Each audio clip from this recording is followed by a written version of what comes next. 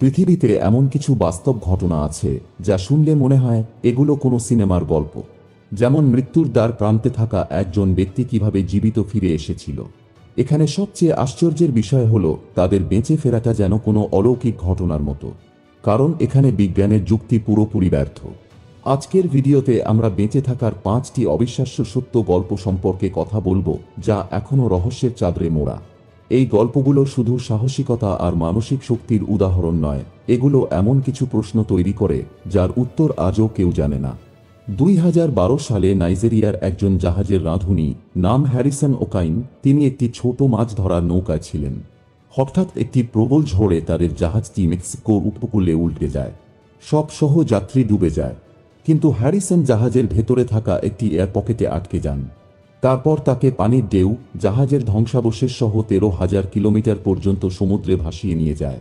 আর এই যাত্রা চলতে থাকে 438 দিন। দীর্ঘ এই সময় ধরে তিনি খেয়েছেন কাঁচা মাছ, সামুদ্রিক পাখি এবং পান করেছেন বৃষ্টির পানি। শেষ পর্যন্ত তিনি ভেসে আসেন মার্শালের দ্বীপগুলোতে, সেখানে স্থানীয়রা তাকে উদ্ধার করে।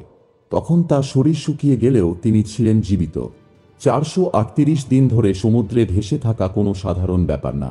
একা একটা অকেজো নৌকায়, জ্বালানি ছাড়া, খাবার ছাড়া, কেমন করে একজন মানুষ কেবল বৃষ্টির পানি আর কাঁচা খাবার দিয়ে 1.5 বছর বেঁচে থাকতে পারে?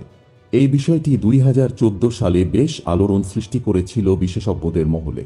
অন্যদিকে জুলিয়ান কোয়েতকে আমাজনের জঙ্গলে একা সারভাইভ করতে হয়েছিল 9 দিন। মাত্র 17 বছর বয়সী এই জার্মান কিশোরী জুলিয়ান কোয়েতকে একটি বিমানে করে তার মা বাবার সাথে পেরুতে যাচ্ছিলেন। হঠাৎ ঝড়ো হাওয়ার সাথে বিমানটিতে বজ্রপাত হয়। তারপর বিমানটি 10,000 ফুট উপরের আকাশ থেকে আমাজনের জঙ্গলে বিধ্বস্ত হয়। সব যাত্রী মারা যায়, শুধু জুলিয়ান বেঁচে যান। আশ্চর্যজনকভাবে তিনি তখনও বিমানের সিটের বেল্টে বাঁধা ছিলেন, ফলে তিনি পড়ে যাওয়ার সময় কিছুটা সুরক্ষিত ছিলেন।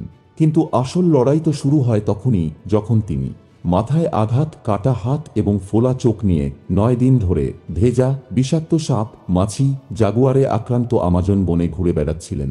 তিনি শুধু বৃষ্টির পানি আর ঝরে পড়া ফল খেয়ে বেঁচেছিলেন এবং নদী ধরে হাঁটতে হাঁটতে একসময় স্থানীয় কাঠুরিয়াদের খুঁজে পায়। আপনি নিশ্চয়ই বুঝতে পারছেন তিনি কতটা সাহসী ছিলেন। একটি কিশোরী 10,000 ফুট উঁচু থেকে ভাঙা বিমানের সাথে পড়ে গিয়ে তারপর ঘন জঙ্গলে 9 দিন একা বেঁচেছিল। এই ঘটনা শুধুই শারীরিক সহনশীলতা প্রমাণ করে না, এটা যেন এক অলৌকিক শক্তির ছোঁয়া। অন্যদিকে আটলান্টিক মহাসাগরে 117 দিন কাটান এই দম্পতি।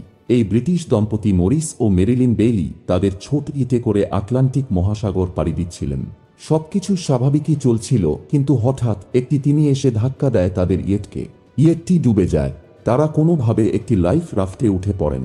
তখনও তারা জানতেন না যে এটি হবে তাদের জীবনের সবচেয়ে দীর্ঘতম আর ভয়ঙ্কর যুদ্ধ। 117 দিনে তারা খোলা মহাসাগরে ভাসতে থাকলেন। রোদ, ঝড়, শার্ক সবই তো ছিল তাদের জীবনের প্রতিপক্ষ। তারা কচ্ছপ শিকার করে, মাছ ধরে এবং বৃষ্টির পানি পান করে বেঁচে থাকার চেষ্টা চালিয়ে গেলেন।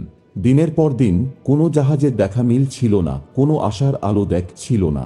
হঠাৎ এক সময় এক রুশ জাহাজ তাদের উদ্ধার করে।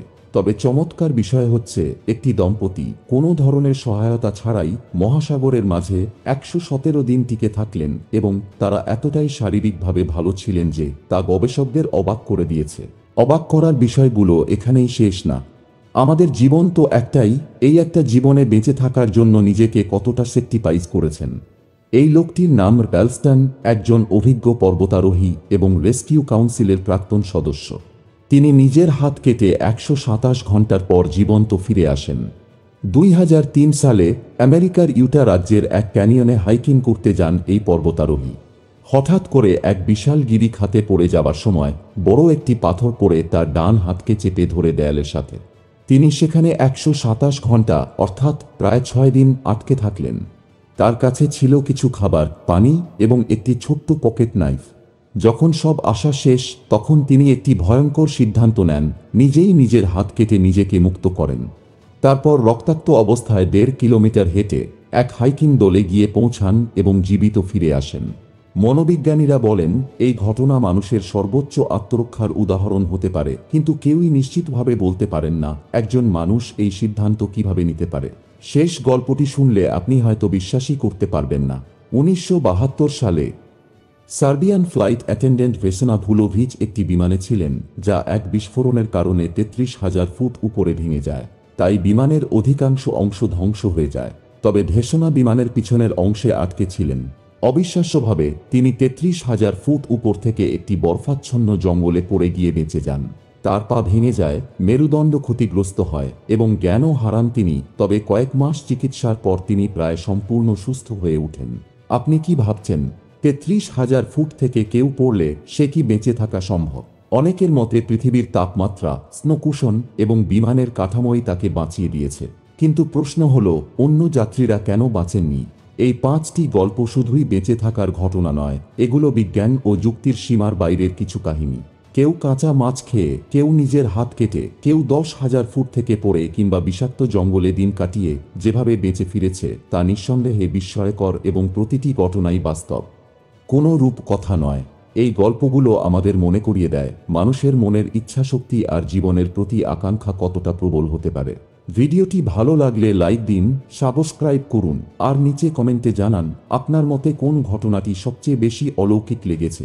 এমন আরও অবিশ্বাস্য ঘটনা নিয়ে আসব আমাদের পরবর্তী পর্বে। চোখ রাখুন চ্যানেলে। ধন্যবাদ।